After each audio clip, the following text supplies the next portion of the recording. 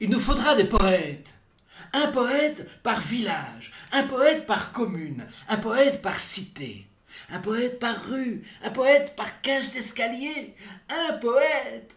Cette femme ou cet homme capable de lire la pluie, le soleil, le brouillard ou la neige. Le premier poète que j'ai croisé dans ma vie, c'était un sourcier. Les sourciers ont le don de l'eau. D'une baguette de noisetier, ils peuvent lire les veines d'eau cachées sous nos pieds.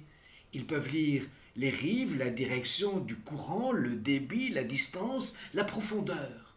Les sourciers enserrent deux branches d'une baguette dans leur paume, à l'horizontale de la terre, à hauteur d'homme et de femme.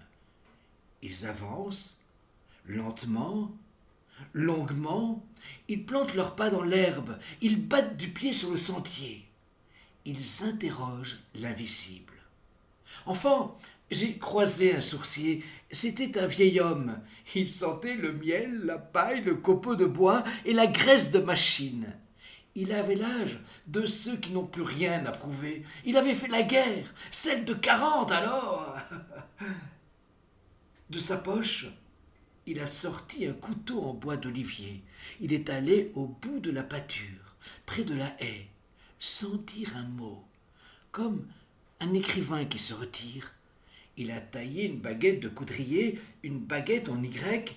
Il a placé les deux branches en V de la baguette dans ses paumes dirigées vers le ciel. Il a arpenté la voûte terrestre.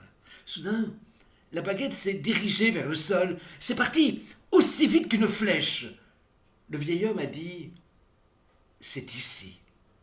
Enserrée entre ses poings fermés, la baguette s'est pliée et s'est cassée. Il a redit « C'est ici ». Et c'était là, la veine d'eau était là. Le sourcier ne fait qu'un, avec l'invisible, avec l'indicible. C'est un don.